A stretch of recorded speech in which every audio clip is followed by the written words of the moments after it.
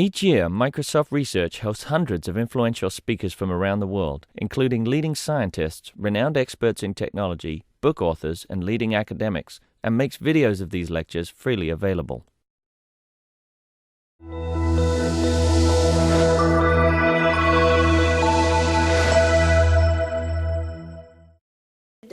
Thank you for coming.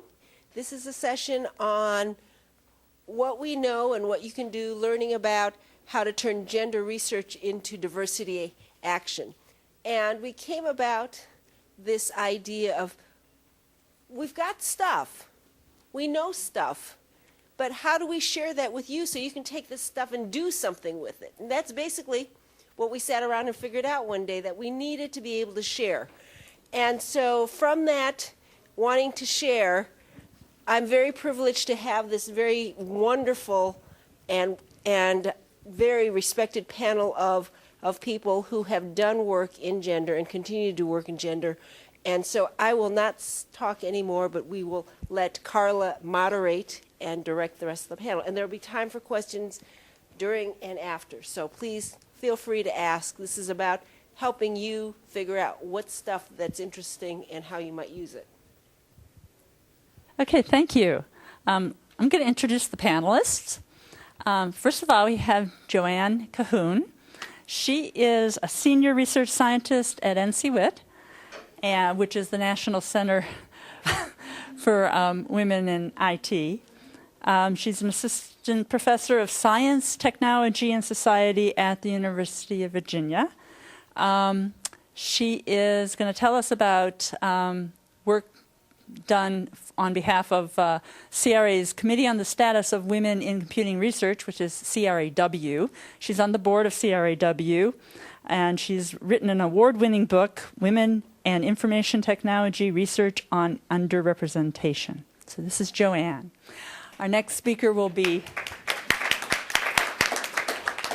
Telly Whitney. She's president and CEO of the Anita Borg Institute and co-founder of the Grace Hopper Celebration of Women in Computing. She has 20 years of experience in semiconductor and telecommunication industry. She's done lots of things. She's a co-founder of NCWIT. She was a board member of CRAW. You're going to hear these same acronyms repeated in many of the people. And she's on lots of boards. She was an ACM secretary and treasurer for a while and has won a number of awards. And then finally we have Lucy Sanders. Lucy is the CEO and co-founder of NCWIT. She's executive in residence at the Atlas Institute of the University of Colorado. She has 20 years of experience at Bell Labs and Avaya Labs. She was a Bell Labs fellow. She was on the ACMW advisory board. She was a program chair and conference chair of the Grace Hopper conference. So these are the women that are going to give us going to tell us about the research. And I'm Carla Ellis. I'm a emeritus faculty at Duke University, and I've been involved with NCWIT, CRAW, and ABI at various times. So, Joanne.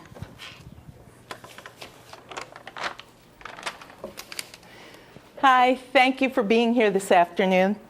I'm going to represent CRAW and research that was done on their behalf today.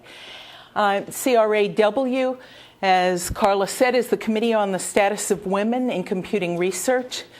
And that's about 30 women, accomplished women in computing, and a couple of social scientists. And the CRAW offers a variety of intervention programs that are essentially mentoring women into a research track in computer science. So it has programs that target undergraduates, programs that target graduate students, career mentoring. And so the first point that I wanted to make is that if you want to turn research into action, what you should do is encourage your students and support their involvement in programs that are offered by CRAW or other organizations where they actually have evidence of the effectiveness of these intervention programs. Okay.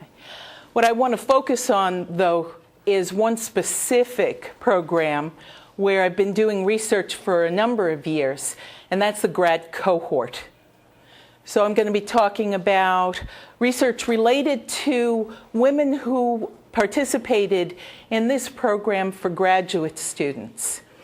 This is longitudinal research. It looks at both the recruitment and the retention of these students into computing graduate programs. And in particular, I'm going to focus on students who were in doctoral programs. So the grad cohort program involves, it's an annual meeting where students who are new in computer science, computer engineering, computing graduate programs are invited in. They are mentored. They see role models, accomplished women in computer science. They have the opportunity to meet each other and get peer support in that way and network. And the kinds of sessions that are offered are, how do I decide between going for a master's degree or going for a PhD, going into industry to research or research in an academic setting. How do I write my proposal for my doctoral study? A variety of different programs that mentor the students basically on how to succeed as a graduate student. So this longitudinal study that's associated with that program that I've been conducting is each year I conduct a survey of the students who participate and then follow up with them in subsequent years. And I also conduct a focus group with a randomly selected group of students. I said stratified random sample because I explicitly try to have international and U.S. citizen students in the group and students who are just starting their graduate program and those who are a little more advanced. So we group them and then select from that. We get a very high response rate to the surveys, and the results that I'm going to talk about are with first and second year participants that have been followed up through 2009. A little bit of background about the context in which these women are in computer science graduate programs. In our culture, we associate masculinity with the technical. Okay? It's just part of our cultural beliefs. What we do not associate or actually think of as very different is femininity and technical. Given that context, when we act in a gender-blind way, when we ignore this reality, then we allow the status quo to persist. And there are a variety of negative processes that occur as a result. Stereotype threat, unintended bias, sexism, women feeling like they have to mask their gender identity. And because of these negative processes, we have unequal outcomes. Low recruitment, low retention, hampered advancement for women. Unequal outcomes. When you just act in a gender-blind way because of the larger social context. Okay. So I'm going to focus on one specific mechanism, sexism, because I found that of all the different processes, like those I just talked about, that are external to the women in computing, this is the most consequential. It has measurable negative impact. About 1/4 of the women who are in the program reported that they had either observed or experienced sexism. This is based on survey results. Just a straight question. Have you ever observed or experienced sexism? About 1/4 of them had reported that they had. And of those, the majority actually thought about leaving their graduate program as a consequence. Okay. Now, I'm not comparing this with anything else in life.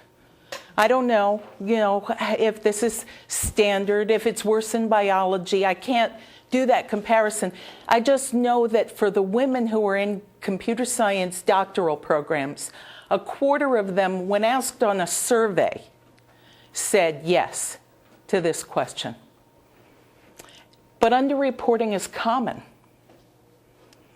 I know this about the underreporting because of what happens in the focus groups. I ask the students, so what's it like for you in your graduate program? And, oh, it's great. I really like it. Everything's fine. And I say, how is it being a woman in your graduate program? And I get the same kind of answer. It's the same as being a guy, no different. It's all fine.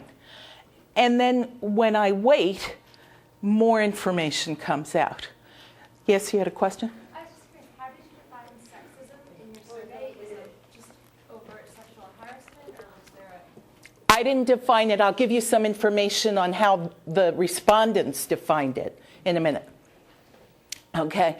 So when I asked about their experiences, so they say they didn't experience sexism. They might say, there are comments, it's nonstop, but you have to pretend like it doesn't happen. The spoken rule is, of course, that sexual harassment is a big deal. Go to HR, but the unspoken rule is you don't. So the women who are in the focus groups actually said that they felt pressure to not talk about incidents of sexism. But it's not just, yes? The second comment seems very odd. In what university do they tell you to go to HR? This woman actually had work experience before she went back to graduate school. Yeah. We go to HR. That's how we handle it. If a student reports that they're sexually harassed, some faculty member goes to HR and compliance. Okay, but in her situation, it was actually that she had been working before going back to graduate school.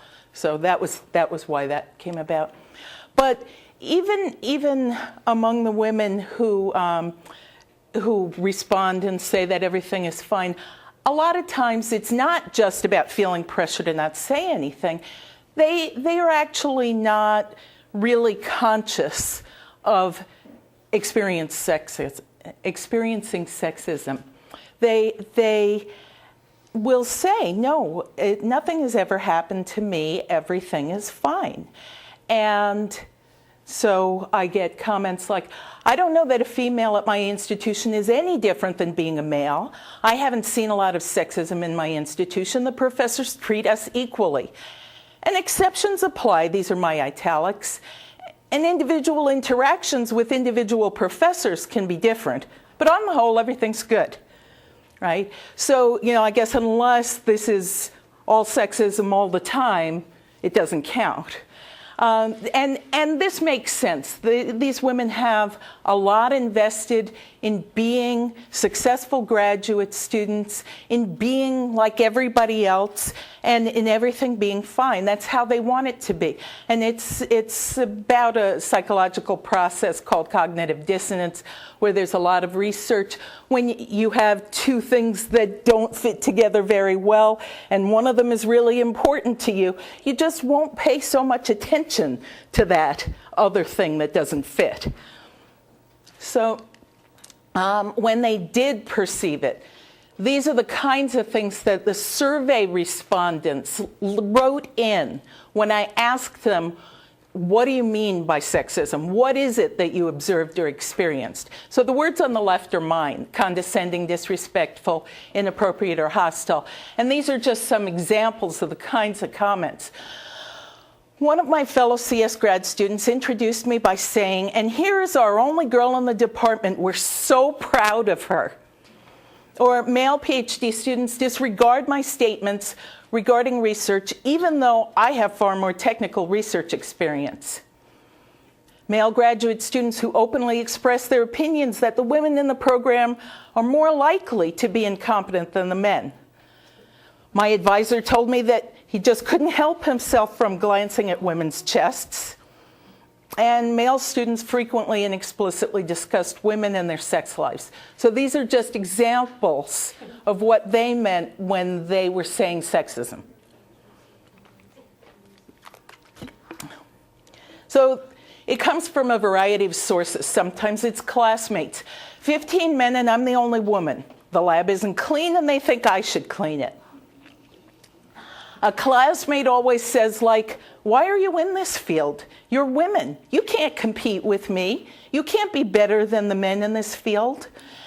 And this last one is a classic. This was the first time when I waited in the focus group after everybody assuring me that things were perfect in their programs. Everything was great. Well, you know, there are a lot of parties going on, and you just invite everybody. It's like a mass email. So one of the emailed invitations said something like, you and your bitches come. Okay. And it's not just classmates, other students. Sometimes it's faculty. I had a teacher say to me, you know, computers aren't really for girls. Guys are much better. And a woman who was talking about her experience at conferences and actually telling me about a colleague of hers. This didn't happen to her. And she said that this woman was an experienced developer.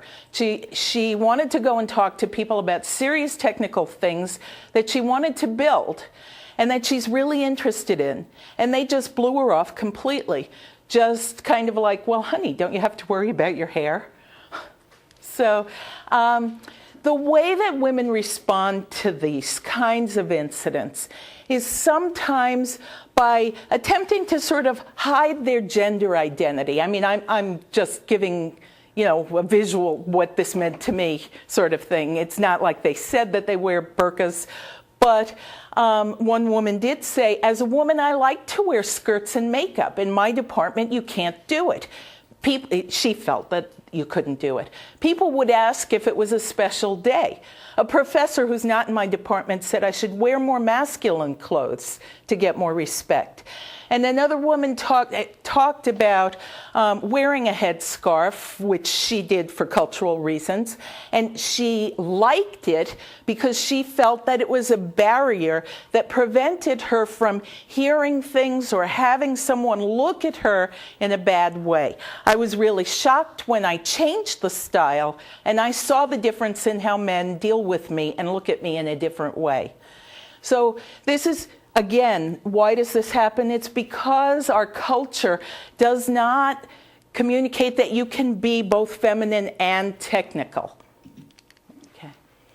So the women want to be one of the guys. In order to fit in order to be successful, they feel like they have to be like the guys.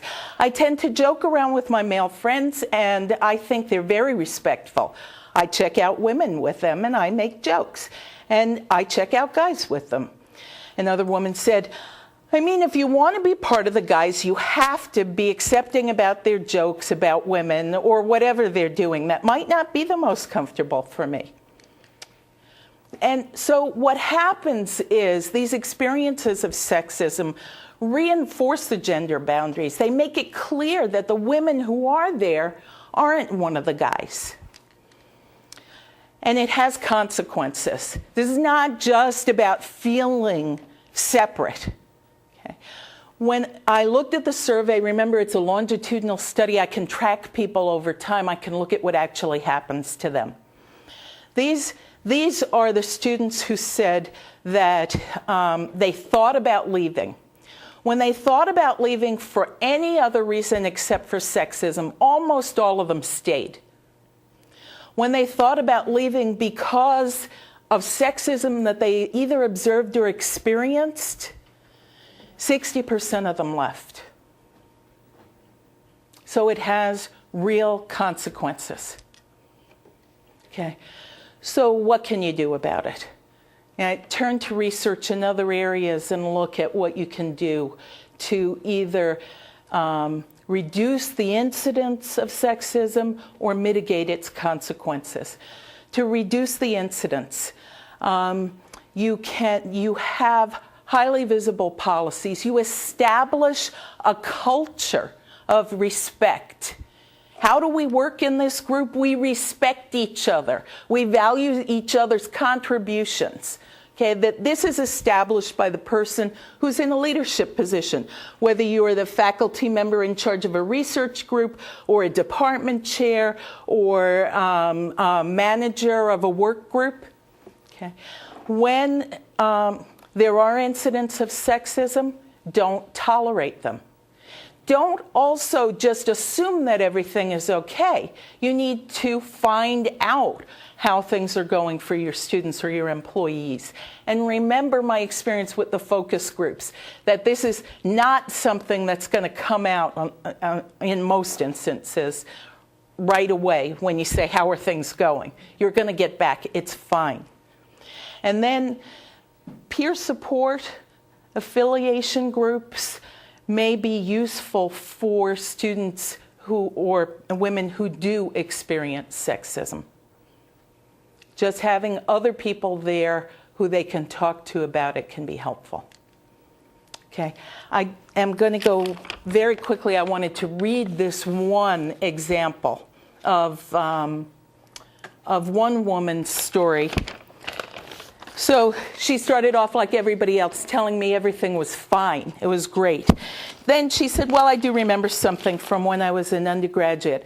I was one of 70 students in the classroom, and I was the female. I hadn't noticed, and by the way, this is not her picture or her name.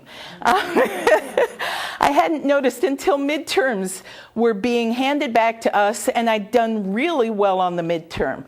I was treated as a regular student, but there was one incident, I guess you would say, that really made me feel out of place.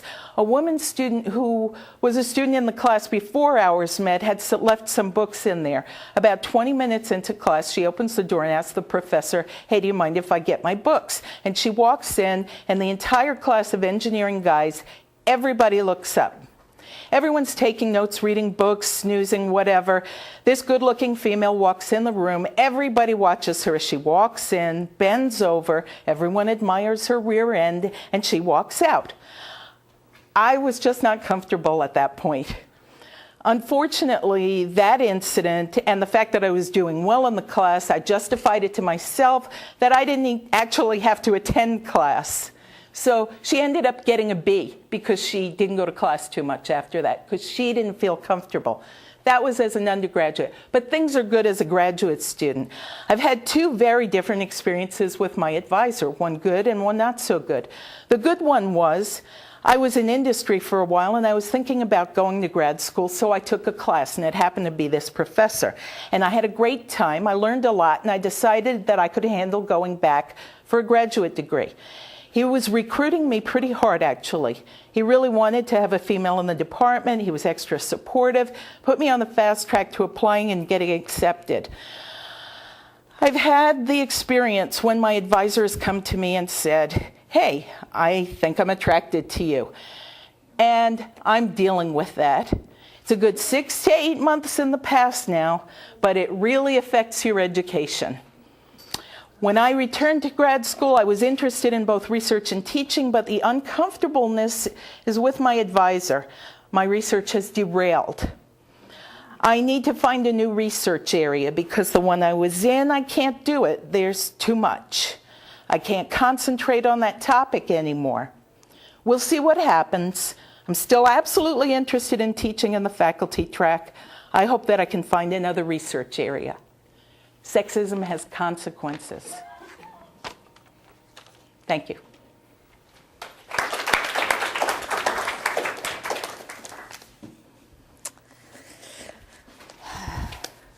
Wow. Let's see, I need to, okay. I'm Telly Whitney, and I'm president of the Anita Borg Institute for Women in Technology. I thought, since many of you may not know who we are, I'd spend just a brief moment talking about the Anita Borg Institute. We're a nonprofit organization that works with industry and academia to recruit, retain, and advance technical women. We have 3 areas that we focus on. Showcasing technical women. If there's nothing more powerful than the role models, and I'll talk a little bit more about that developing technical leaders. I think that for every woman out there to be able to develop skills that helps you to achieve your own goals is something that we are very focused on. But ultimately, what I am passionately committed to is changing the culture of technology. I mean, I really believe, and I have devoted my life to it. I'm a computer scientist, but I believe that women should be at the table creating technology. And the thing that you should leave today with is that we know how to change things. I mean, then there are people out there who are. So I hope that as you listen to these extraordinary stories, you leave with tools that you can actually apply to your life and your department and your students. But what I am focusing on is the Grace Hopper celebration of women in computing. It's the best known of the Anita Borg Institute programs. It was founded in 1994. And what I'll be talking about is some of the survey results from the students and of the attendees that attend. Some of the data we have are not disaggregated to just the students, but I still think that that you will get a picture. The Grace Hopper Conference has grown. It continues to grow. In fact, the one that will be in Atlanta in October, we're expecting over 1,800 people. We blew away the numbers in terms of scholarships this year. We've blown away the numbers in terms of submissions, and it's obviously meeting a need, and that's especially for students. And that's what I will focus on here, to really understand the impact that it has. I think it's often helpful to hear it from a student's perspective, and so I actually also have a story. And this is common. This is from Marie Lubris, who is Luberis, excuse me. She's a reentry student in her 40s from the University of Puerto Rico, who was one of our scholarship students. At Grace Hopper, I found that I wasn't alone. I can't remember a single day when I didn't cry at some talk. It made me realize that I was going to be able to reach my goals. It gave me the strength and inspiration to keep going. It not just provided me with a network, but gave me an edge. But Grace Hopper is a celebration. It is not a motivational talk to make you cry or puff you up. It is a perfect blend of all and every one of the colors of women in computing's lives, where you can't see the difference between them, but you can still identify them. We hear stories like this every year, but it's been happening long enough that we have also seen the longitudinal impact on students that attended in '94 or attended in '97. I'll talk a little bit about that, but we hope to have more. One of the key ways that we ensure that students are able to attend the conference is through scholarships, and we have continued to increase our scholarships and look for diverse funds in order to support scholarships students. Every single student, for example, this last conference we had 1,600 people, 800 of them were students, and every one of them was supported by an organization. I mean, we have the scholarship program, we have an academic sponsors, we have universities that say, yes, this is important, and they pay for the cost for the students to go. Another thing that I'm very proud about is that over the last couple of years, we've also ensured that we have a good representation of underrepresented minorities. And in fact, 25% of the scholarships are underrepresented minorities. And it really makes the conference very welcoming to people with diverse backgrounds, including many men who are starting to attend and who really experience, not so many of the students, but faculty that experiences a very transformational experience for my male colleagues to attend the Grace Hopper Conference. It's hard to articulate how important it is to a young woman to look up and see women who are successful. It's something that we talk about, but at the Hopper Conference and through the awards, it has a profound impact. And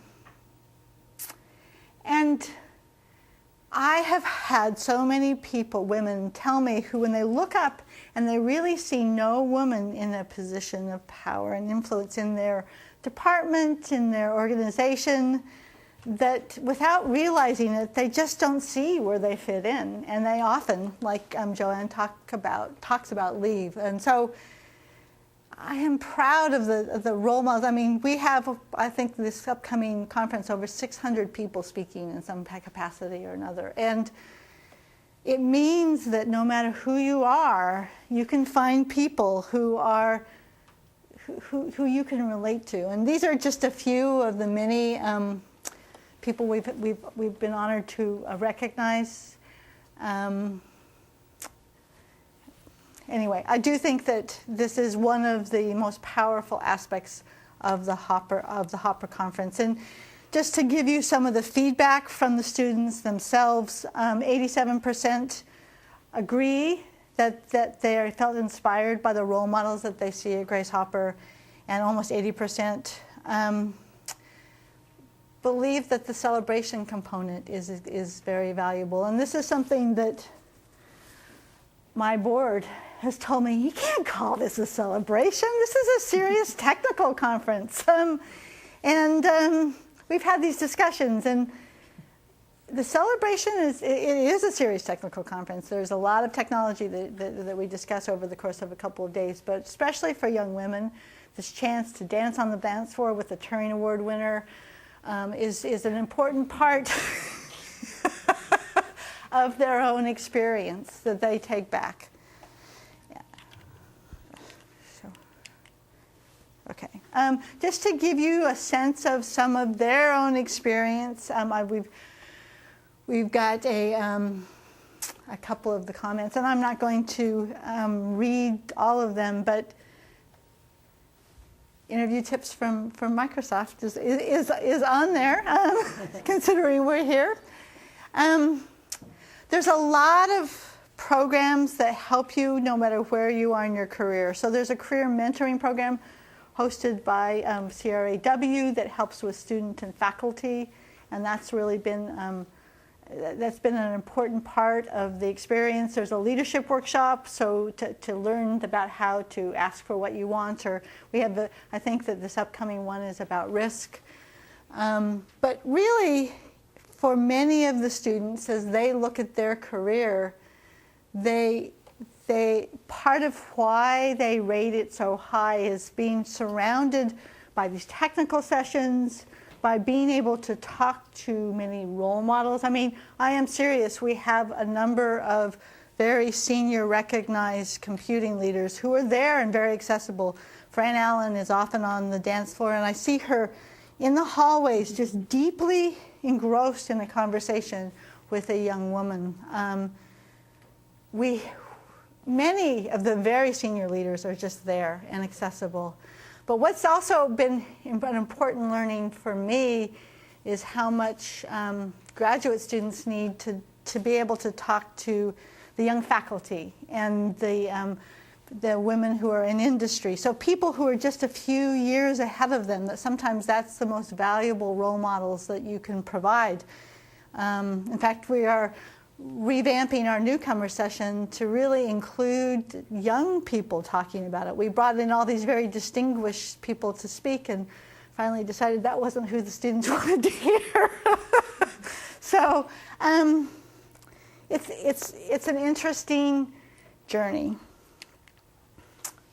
I'm going to spend just a few minutes talking about the feedback that we received from the students, and some of this includes all of the attendees, but there are a couple of factors that we look at over time. One is the commitment to technical careers, because ultimately we're about having women stay in computing. That's really what this is all about. And so understanding that you can have a chance to recommit to your field, that often when you're in your organization, you're at home, you feel very isolated, and that this can make a difference.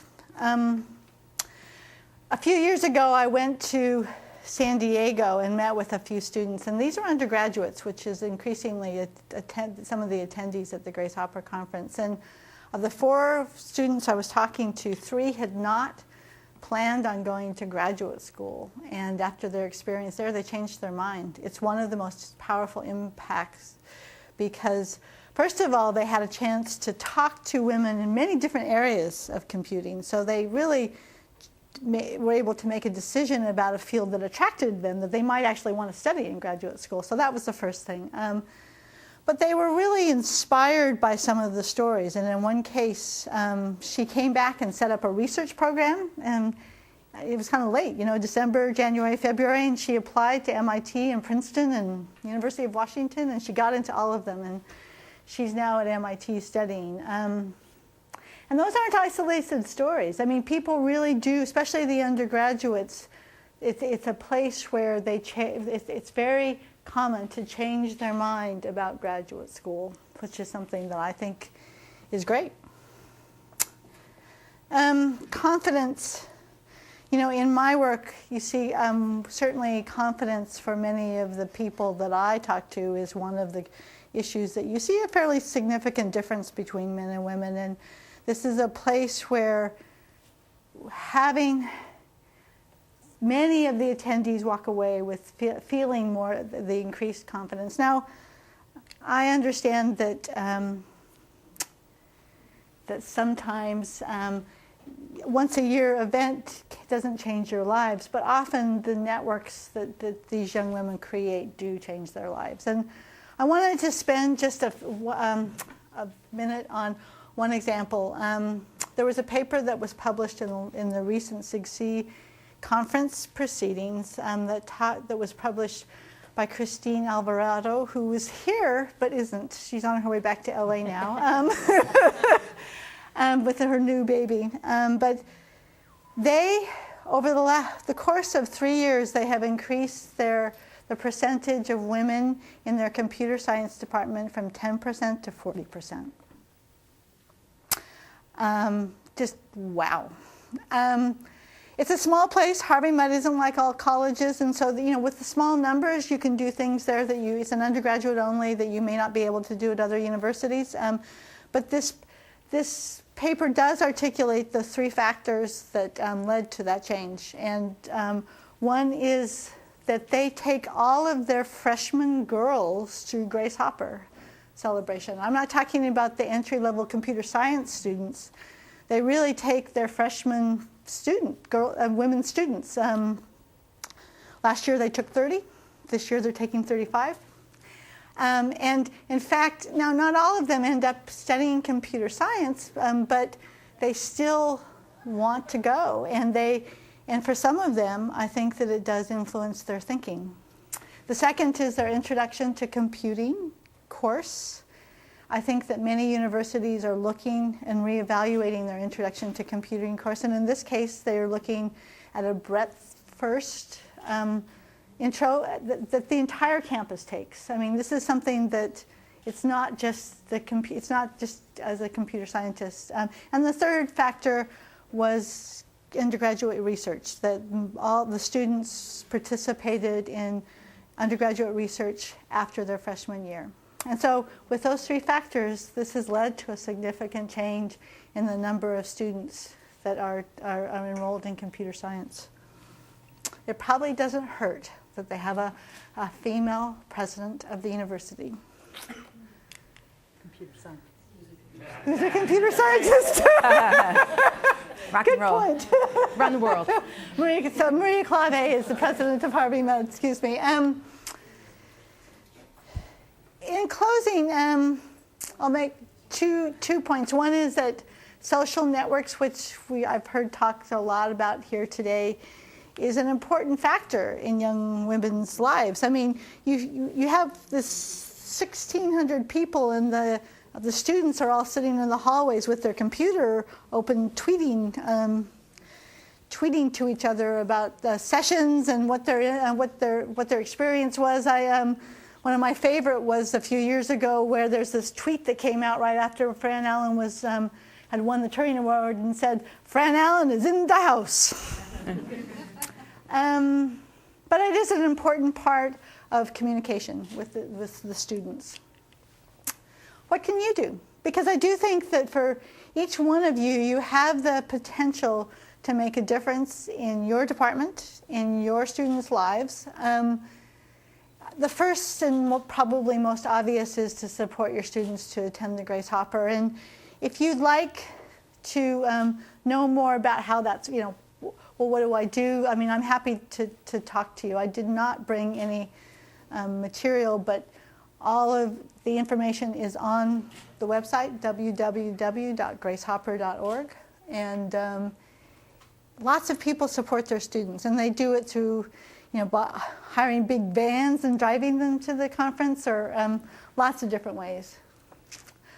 I think that encouraging the faculty to also come with the students, and I think that having role models, female role models who really attend with the student is extraordinary, especially if they're on the conference. I mean, students feel very proud to look up and see people they know on the conference agenda.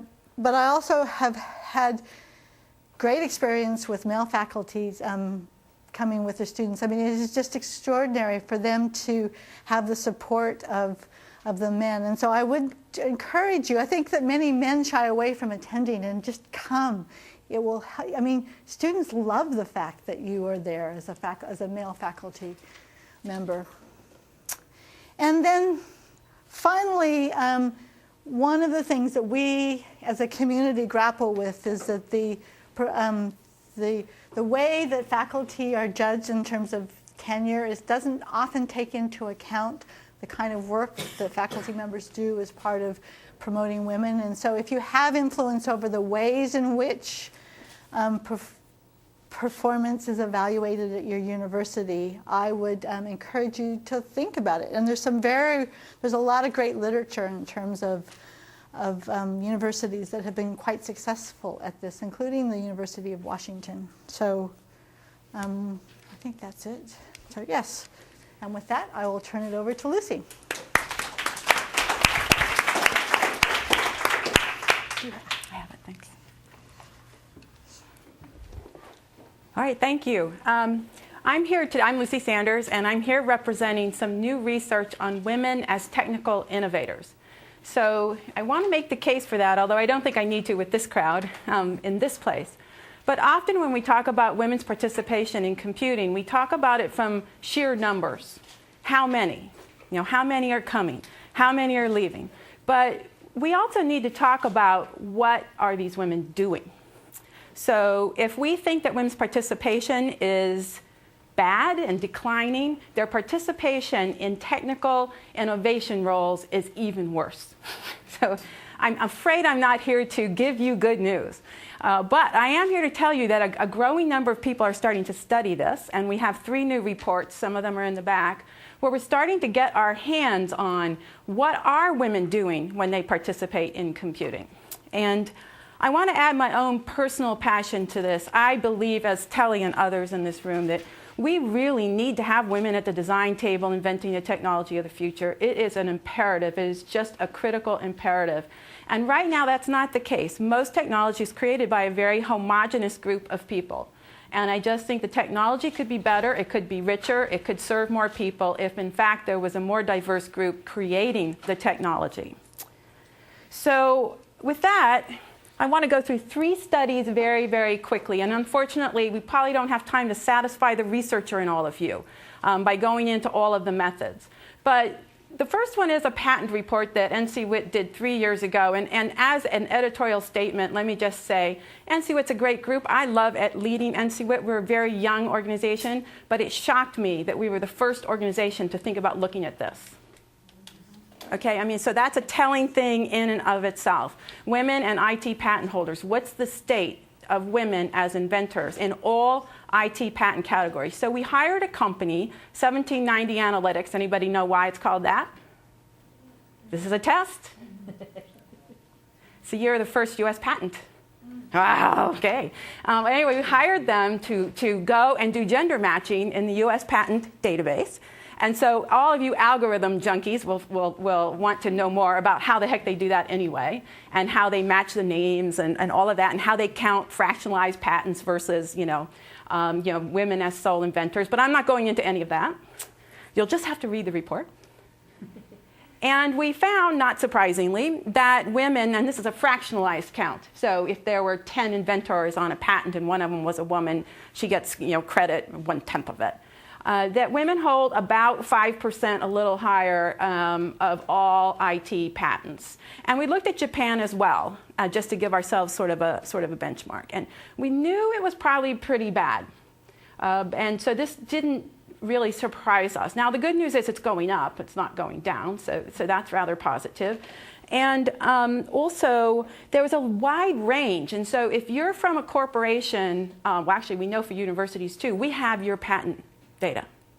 We know every corporation on their gender breakout, how many patents they have. We even have names. It's really great. Feels good to have that kind of data.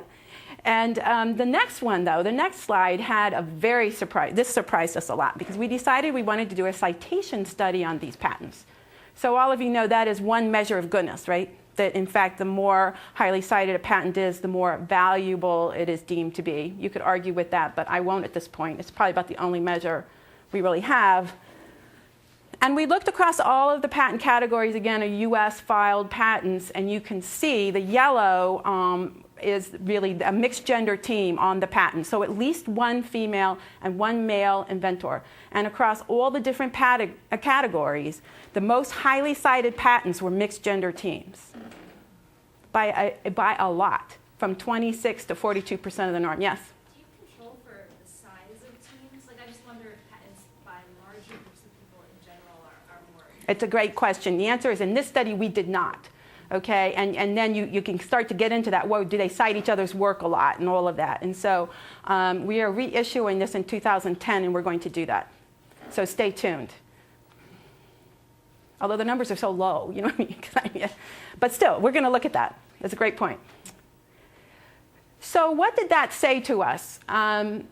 It said to us there's merit in looking at this. If, in fact, we can get to metrics about innovation and the importance of diversity to innovation, that we can tell a stronger story about why women should be in creator roles. So the next thing we did, and this Dr. Cahoon did this, so I'm presenting her work, so I'm a little nervous because I'm a computer scientist and not a researcher. But we wanted to look at women starting IT companies. Just to guess, what percentage do you think of all IT companies are started by women? Very low, anyway. Thank you. Back here. 5%? That's about right, 5 to 6%. Actually, we don't know for sure because nobody's really studied it in any real way.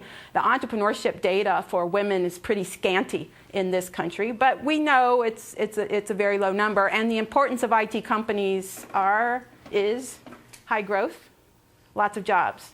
So, and we thought that this was, somewhat concerning. So we opportunistically got our hands on a data set by a gentleman named Vivek Wadra, who approached us over the holidays and said, I have this data set. I just used it in a report called The Anatomy of a Successful Entrepreneur. I have gender data, and I want you to look at it.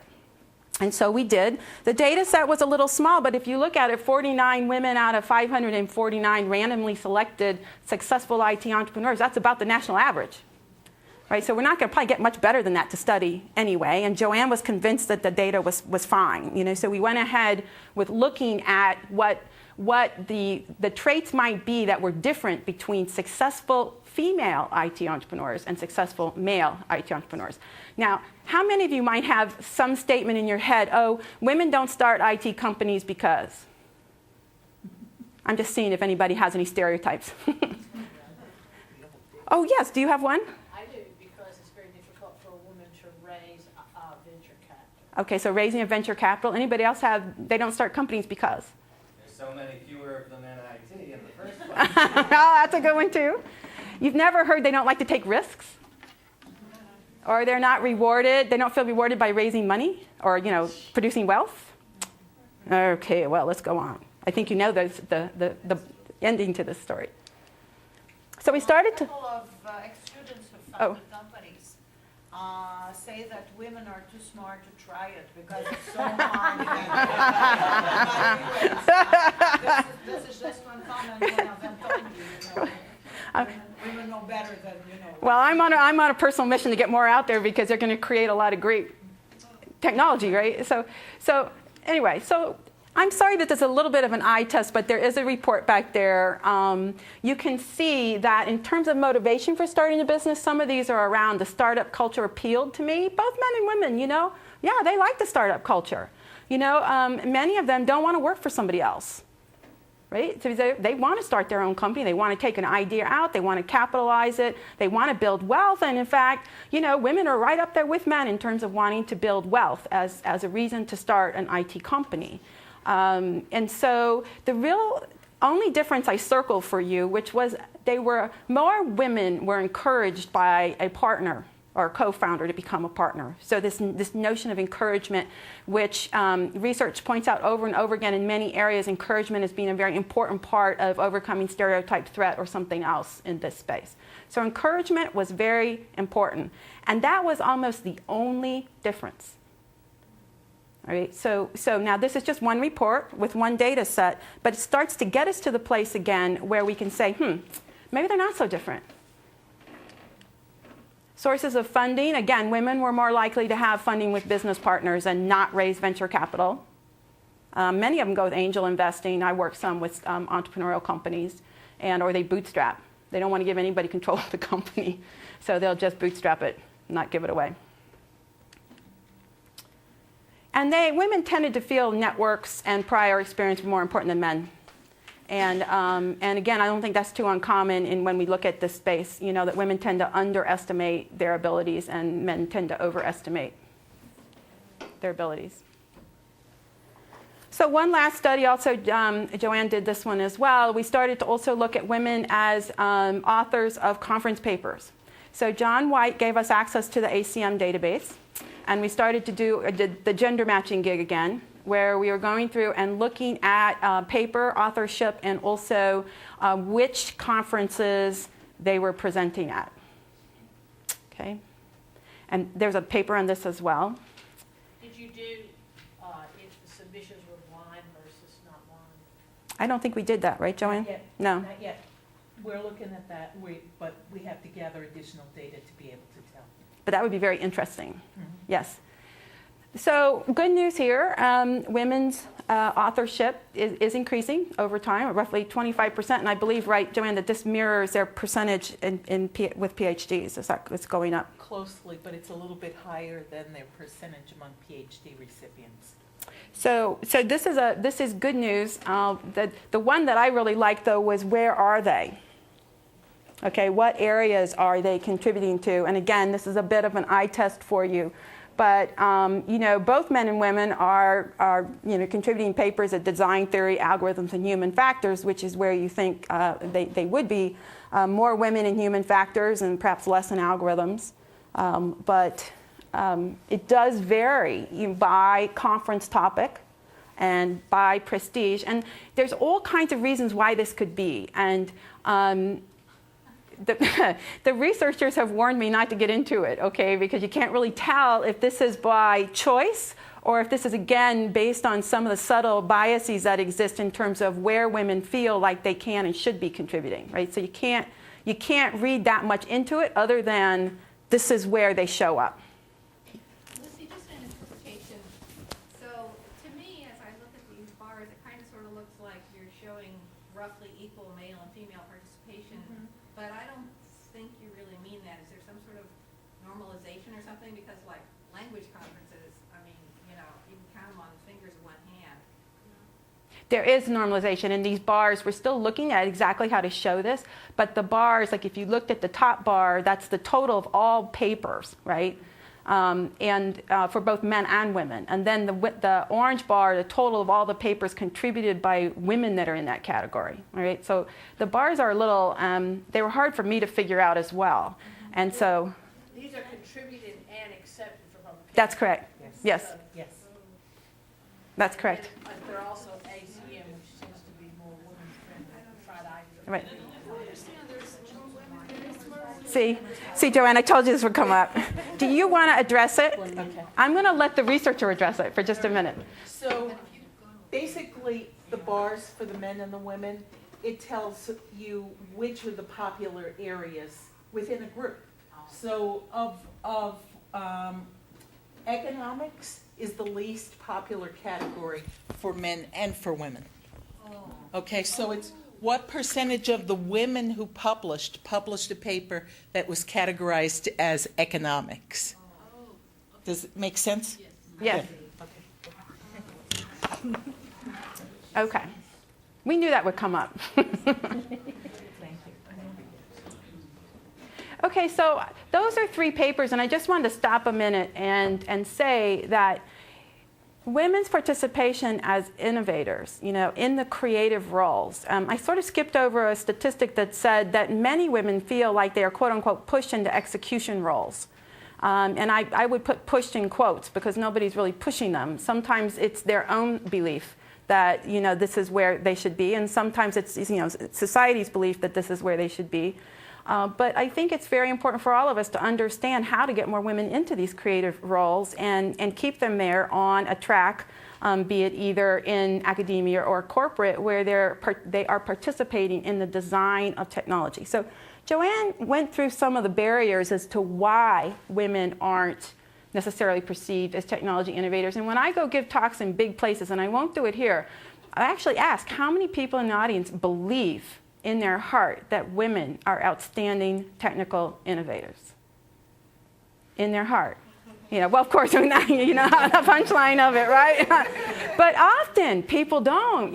Both men and women don't look at women that way. And there is a lot of research which we or others can plug you into on unintended bias, where they've done test after test after test, where the general population does not view women as great innovators. Both men and women. And so this leads to this kind of unbalance in cultures, in organizations, where there are more men than women in these areas because it's viewed as being very masculine as opposed to feminine. And so we just want to do what society expects us to do. And once women enter that system, they start to feel like, well, I'm only one of a few people here, and so therefore I need to act in certain ways. Not all. But things start getting goofy when you have cultures where a group is significantly that's a technical word, goofy, where things get goofy, and so you can't really take everything at face value. So let me just give you one more case study that we're using now about Heidi Roizen. How many people know Heidi? Anybody know Heidi? You know Heidi. Heidi is a very successful entrepreneur from Silicon Valley. She was educated at Stanford, and she had an early career at Apple and started her own companies and eventually became a very successful venture capitalist. And Columbia Business School decided to get her entire resume, and they made one version where it was about Heidi Roizen and another version where it was about Howard Roizen. Now you can see where we're headed. And they give it to, I don't know which grade it is, an undergraduate business class. And they ask both the men and the women in the class to rate Heidi or Howard on certain characteristics just based on reading their resume. Okay. How power-hungry, self-promoting, and disingenuous was Roizen? Well, so green as if it's Howard and blue as if it's Heidi. And these are statistically significant results in terms of how people view the person just based on the first name. I really love the self-promoting one. Okay. Where 1 is not at all and 7 is extremely. Okay? In case you couldn't read that. How competent and effective was Roizen? Wow. She was effective, but she wasn't competent. I don't think that's really outstanding. I have no idea what that means. Would you like hire or like to emulate Roizen? Well, she was shocked with these results. And she really kind of said, wait a minute, it was just, it's just me, how could this be? And it really turned her head around. I mean, she was really not thinking at all about any of these issues until Frank Flynn, whose work this is at Columbia, started to do this exercise with his class. And I think it just drives home the whole issue of unintended bias and being aware of it. And that gets me to my first point about what you can do. Unintended bias is real. Stereotype threat is real. There is a ton of research about it, and we all need to take it as being real, and that's the first step towards really, getting ahead of it and not taking everything at face value. If someone's not taking a risk, it might not be because they're risk averse. It might be for some other reason. They may really feel like they can't take a risk, and we need to get under that and understand it, especially in these innovation roles, especially there. Encouragement is very, very motivating. And notice that it's not fake praise, and so we want to make that distinction really carefully. Encouragement's not fake praise, and in fact, oftentimes women don't get the feedback they need to really excel because people are scared to give them the tough stuff. So no, this is not that. It's an encouragement. And it's encouragement in front of others if it's warranted. It's very compelling.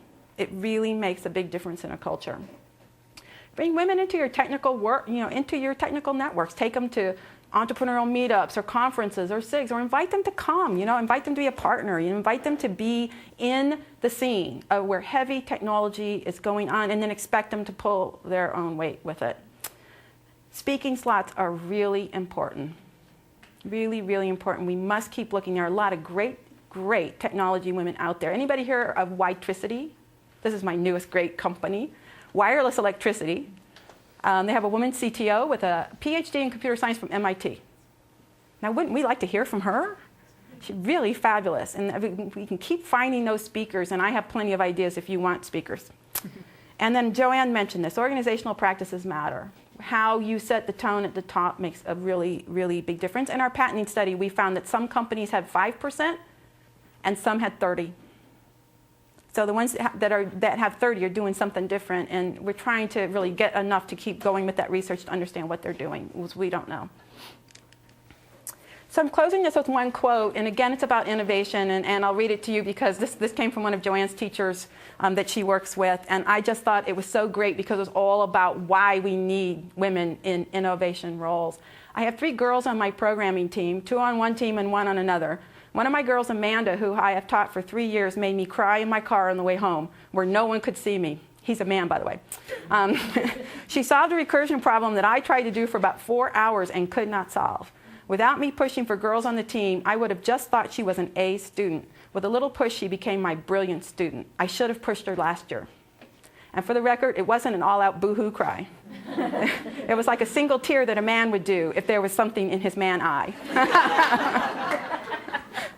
And I just, it warms my heart because, isn't that what it's about? It's about great innovation. It's about great technology. It's about getting the ideas out of women's head and out of their hearts and into the technology products and services that we all use and that we want to sell or research or something else. And they just got so much in there that I know we can all work together to really get that done. So thank you.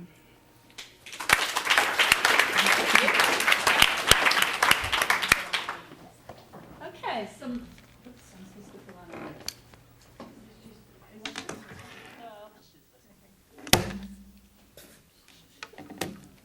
Okay, so my task is to bring all these ideas together on one slide as a summary of the actions that you can take. And so you are leaders of research groups, and you have students, whether you're an academic and have grad students, or you're someone from Microsoft and you have interns for the summer. It's your job to set the culture of your research group, the environment of your research group.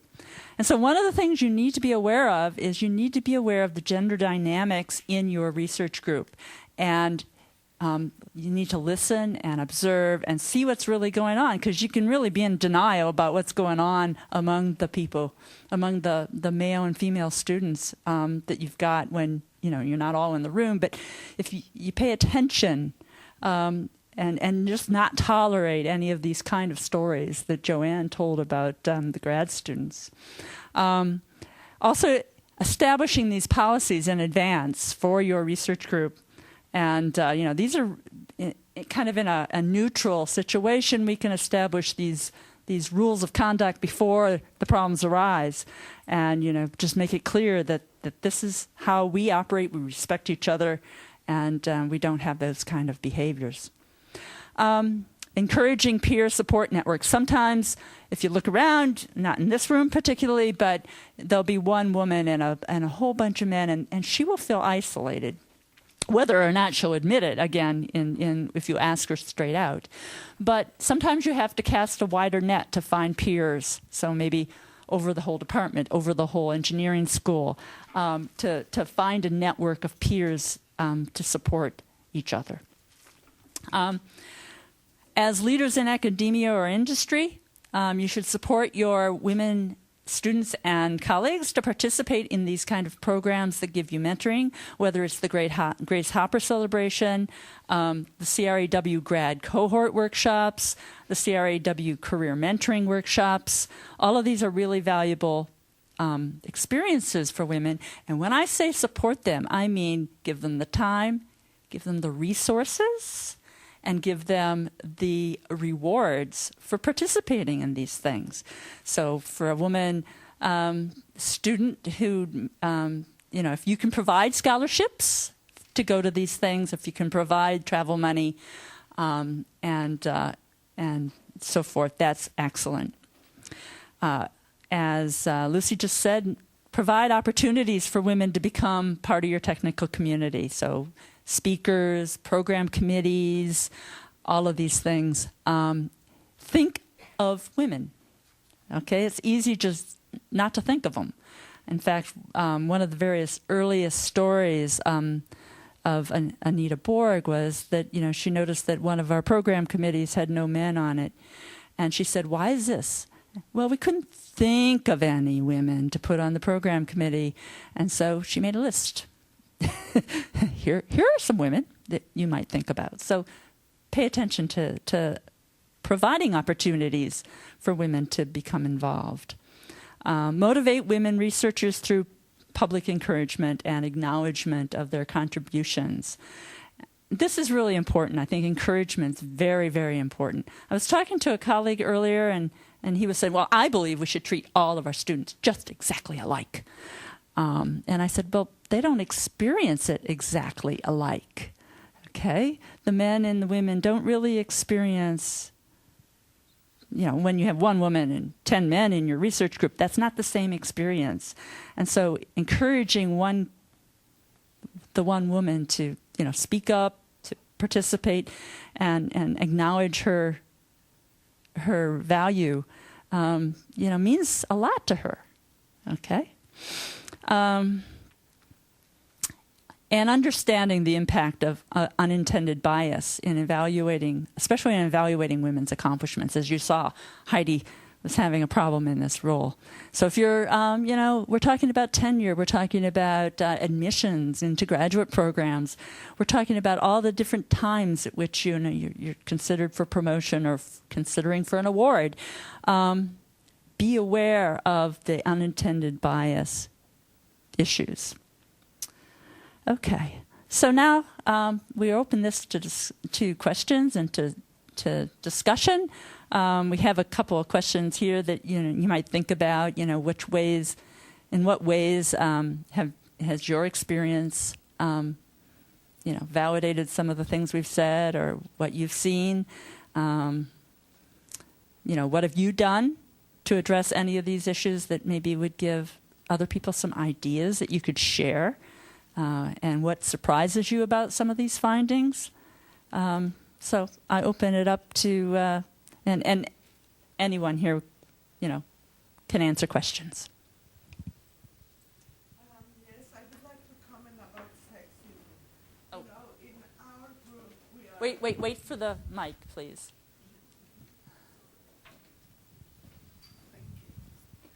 So in our group, we are the senior researchers are women, and then we have male students. And I was talking with one of my students lately, and I discovered that the students of other groups where the majority are senior men tend to attack them because they say that they work with us and we're women, and it's kind of less important or less challenging than working in a male group. And, this is about sexism that men working with women can face. And I think that there's a reflection to be done also in this kind of terms.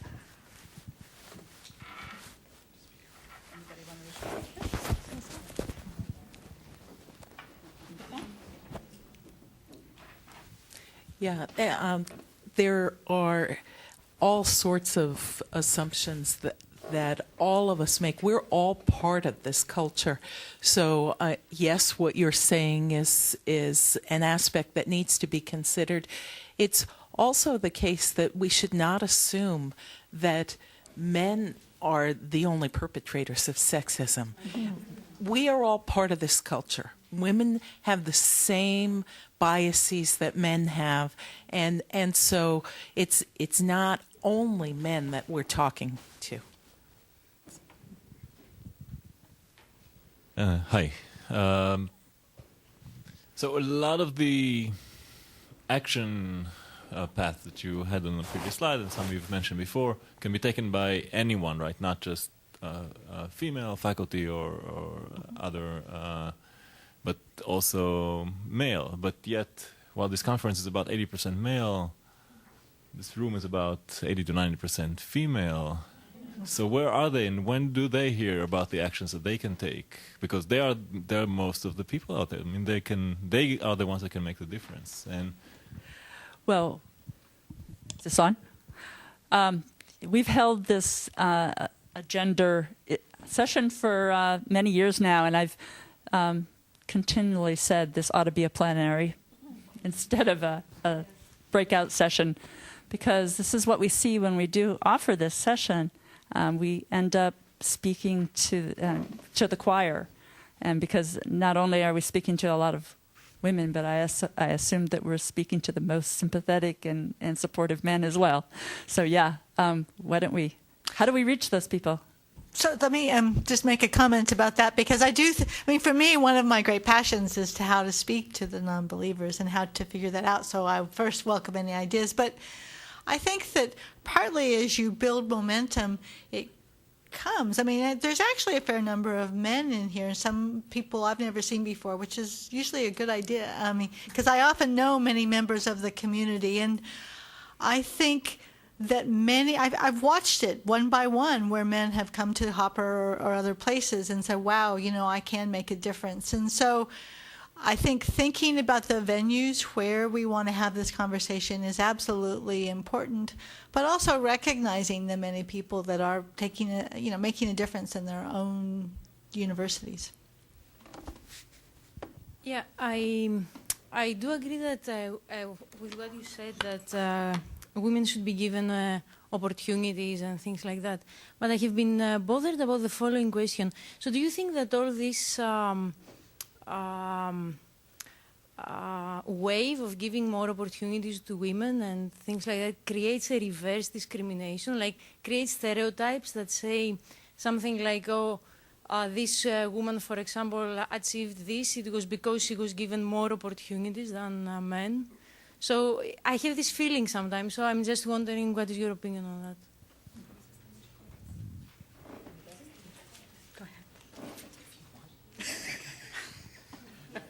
Which one of us wants to respond? So I understand what you're saying, and I do think that's a difficulty. It's a difficulty for the women themselves, and it's a difficulty for men's perceptions also. That's one of the reasons that I start off with trying to make it clear that the women who are in this field are not there under the same circumstances as men. You know, that's why when people talk about we have to have a level playing field, that all they're doing is saying that the status quo is acceptable. You know, I'm fine with the way things are. I'll treat everybody the same now. So basically that perpetuates the situation. If you want to change the culture, if you want to change the situation, if you want to create equality, you need to address the inequality that exists. That's my best response. I don't know if other people have views on this. Speech to a student once who asked me that. He was black, and he was applying to graduate sure if it was after he got accepted or not, but he just came and he was concerned, you know, that if he got in, it was going to be in large part because he was black. Because actually he was like a B+ student. He wasn't a... So I gave a talk to a student. It was 10 years or so ago, and he said he was probably in grad school, but he knew he was like a B+ student, and if he had been white, he probably wouldn't get into school, and being black. Well, I also knew when I wrote a letter of recommendation for him, gave him a strong recommendation, and I knew that he came from working class parents, that he had worked his way through college, he had been... I had a class with 4 black students. I said none of them would have passed. The other 3, none of them would have passed. It wasn't for him because he was tutoring all the rest and working. I mean, he was a great work ethic, and I knew he would do well in grad school. And I told him, you know, people, being black has hurt you at times, and sometimes it's going to be, you know, something is made to be. Take advantage of the things. They're going to help you. That helps compensate for the things when it's against you. Well, he went to grad school, got his PhD. He went off. He started a company. He's been doing really well. It's sort of good to hear him every so often. You know, and that's, you know, the life isn't fair. These things happen, and you know, as a society, we try to make a better society. We try to figure out what to do to, you know, fix problems in our society. We have it now. A lot of the stuff on this list, though, is not. I mean, going to conferences, talk to other women. You know, that's not. You know, you get a little bit bigger issues, I think, when you're talking about recruiting and selective recruiting and the fact. But on the other hand, as a department, you want diversity. I read the patent thing. I read a paper of a large company that was analyzing their own patent portfolio, and they were looking at how much money they made off of patents, because most patents don't make any money. And so they actually looked at the patents. And the interesting thing was that the patents that made a lot of money had something like 4 times the likelihood of having women on the team as the average patent. And they actually have that study? I can't remember. I read it. You know, I read it a few years ago. So I'm sorry, I cannot. But what they actually concluded was that it was more. It wasn't just having women. It was that group was diverse. That they had a diverse mindset, which let women come in and work well in the group, and that groups that were like that had that diverse mindset, were going to be able to do really high impact work. They'd be more likely to make a difference. So I'd just like to say a comment, because I appreciate what you said. I have to tell you, it's probably the most common question I get ever. Because we want, I mean, for each of us, and certainly for me, we want to be recognized as a great leader or a great contributor. You don't want to be pushed ahead because you're a woman. And it's important to go back to the data. I mean, that's really part of why we focused on the research, is because the data says otherwise. And for many organizations that increase the number of women students, faculty, professionals, it's not that they take a spot and make it a quota system where you hire a woman there. It's more that they widen the pool of candidates. I mean, that's a very common practice, for example. So understand that people don't get ahead because they're a woman, but that but there are mentoring and those kinds of practices really have demonstrated impact in terms of changing the overall organization. So I always answer questions by going back to the data. Aaron Bobick from Georgia Tech. Pleased to say that we've been sponsoring Grace Hopper for quite a while now, and I think it's a great investment.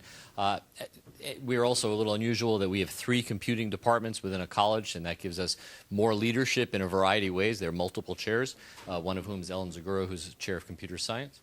And I'd like to encourage you to be relentless in your pursuit of leadership, folks.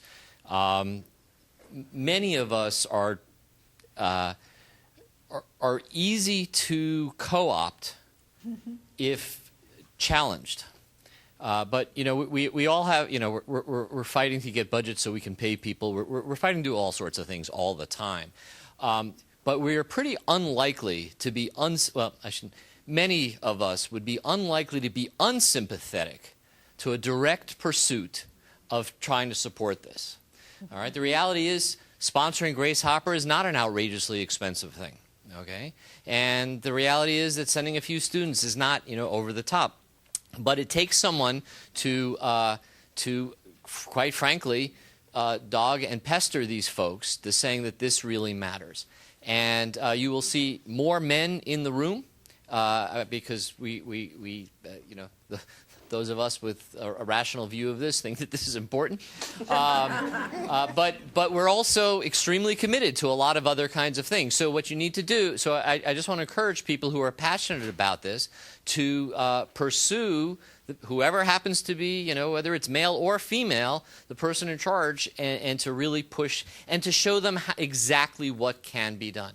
I'm sure there are people with unintended biases, and I suppose there are some with intended biases. But in general, I think if people push the leadership, you will get a positive response more often than people might think. I'd like to comment on that. The leadership issue is hugely important. And we were doing something in New York a couple weeks ago, and somebody used the word, we need to be devoted. And I like that word a lot because it specifies some longer period of time. This is gonna require all of our attention for a number of years. Not just this year or next year, but a long time. And so we appreciate Georgia Tech's devotion to this issue. What? Hi. Yeah. Oh, Virginia Tech. Virginia Tech. Did you say Georgia Tech? I listened to you. Thank you for the very well presentations. I would like to ask, how can you explain and how do you feel about the fact that so far, at least, I haven't seen any diversity in the presentations in this conference, not gender diversity, not color diversity, very small nationality diversity.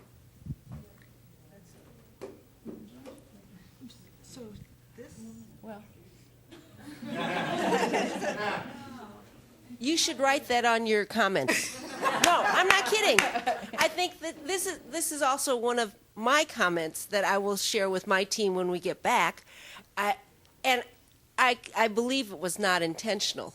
But again, unless people voice their concerns and vote with their words, it's not going to change. And I have said every year we should do more in gender and we should have a plenary in gender, but I don't get voted in because I'm a single voice. Now, if all of you wrote that down and said you need to have a more diverse group of presenters, you need to have a more diverse group of whatever, you are the voice. You are our clients. You are the people that we want to come. And so if you ask for something, it is more likely that you will receive more attention. So truly, I'm not trying to dodge the issue, but it really is you vote with your words. So there should be a survey.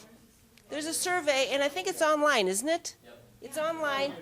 So go online, even after you go home. I think it's still available once you go.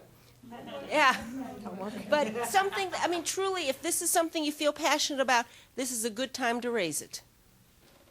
My impression of Microsoft is that you have to be between 28 and 32 in male to work here. So why would I send my little girls here to... No, not true. Of all the presentations I haven't seen presentations by young women. And maybe that's okay, but we do have a lot of senior women here. We have Mary, and we have Mary. We have two Marys. And who else is sitting in here? Catherine. From cloud computing. Right. So there are a lot. We do have, actually, I can't give you the numbers because I haven't been cleared to give numbers, but we actually, in Microsoft Research, are not doing terribly. Are we great? No, we're not. But as an organization, counting the number of women we have from entry level to mid-level to senior level, I would put us against any company in this world that we are doing the right thing. Now we just got to get the rest of the company to do the right thing, but we are leading by example. And so it's a long fight. It is a long fight to do these things. But we do attract the best and the brightest. I mean, we have award-winning senior women, and we have mid-level career women who've won great awards. And so we are doing the right thing with our women. We are trying to do what we can to promote them. But it's slow. Bob. Bob Sloan, University of Illinois, Chicago. I applaud and share your goals, but I would challenge you to dramatically move your research. What I see as a department chair and as a father of teenage girls, for that matter, is, we're doing pretty well at retaining the few women we get. And we have more women PhD graduates than we have freshmen incoming, and more still women faculty members. Now maybe it's, we do send people to Grace Hopper, but the game is about to be over, and you won't have to do any research about the career path because the freshman class is 8% women in computer science. And please don't share with us any research done at the tiny handful of schools that get to accept under half of the students who'd be qualified for their programs, such as Carnegie Mellon, Harvey Mudd, or Stanford. It's us large public folk who inevitably will graduate most of the students. You've got to move research into what's going on with the 13 to 15-year-old girls, or we're going to converge to 100% now. Well, one of the things I want to mention, we are looking in the K-12 spaces. There's a lot of work. I mean, we could do a whole session just on K-12. I mean, your point is... Not K-12, because K-5 is about STEM undifferentiated. I understand. Okay, so some fraction of K-12. All right, but I do think that one of the stories that I was going to share is it is bad. It is bad. And we have an award for high school girls, and the stories we get from them, you want to talk about an unequal playing field? One little girl said, I'm the only girl in my class. For a whole semester, nobody talked to me. That's a very unequal playing field, when they're in social isolation in their classrooms. And so we really do have trouble. We don't have enough time here to talk about it. I know Margaret is dying to say something because she's raising her hand. So good point. A lot of work there yet to be done. Me first, though. So you can have after me. Okay. Rico wanted to say a few words, and for those of you who don't know Rico, he is one of the blessings of Microsoft Research because he gets it. He gets it, and he is so supportive of all the work that we want to do in Microsoft Research with regard to gender. So I give him the mic for a minute. Just a minute. Thanks, Jane. Lucy, the point you made about support. For example, I've been to this event every year to the faculty summit, and it's nice to see that the percentage of men participating keeps crippling up a little bit, which is nice. But I just want to mention one quick thing, which is a very positive comment, that sometimes if we insist on communicating special programs, whatever we put in place, sometimes we get positively surprised. So recently we put in place a program for mentoring folks from a diversity background, including women and underrepresented minorities. And at some point, we sent a note to more senior engineers at Microsoft, a very large population, all of corporate R&D, and we asked them if they would be interested in mentoring these groups of folks and help them have a better experience. And I was hoping, well, if I send this email to 500 people, I'll get 20 positive replies, then I'll get 20 mentors, and I would be very happy. And I got 150 positive replies. So it was a very large percentage of the population. So it kind of shows that if you keep insisting, every now and then things bubble up, and the program is now up and rolling. And we actually have now people in waiting lists to become members of this. So I guess that surprisingly nice experiment is kind of an example of we just have to insist on communication, these things, and trying to put in our institutions these programs in place. While you move the mic, I just have 2 words. Actively recruit. Actively recruit at the high school level, it works, and actively recruit at the college level. It works. Thank you so much for the microphone. I wanted to say how encouraging it is that the few males who have come to this room have shown so much enthusiasm. But I also wanted to point out that probably about 50% of the comments and questions in this room, that's about 10% male, came from the males. And so it's kind of to the point of Lucy's slides, in which this sort of unconscious social culture, and Joanne's slides as well, this whole unconscious social culture in which, you know, the males kept getting the mic and had these interesting comments. I mean, it's something that we're all participating in, right? I mean, they didn't come take it away from people, right? So we're all part of this, which is one of the points that was being made, and I just thought we ought to recognize it. And this is not negative toward the men in the room. I mean, I'm really delighted at everybody's enthusiasm, but I just wanted everybody to notice the phenomenon. So that's it. I'm a little bit late already, so we'll wrap up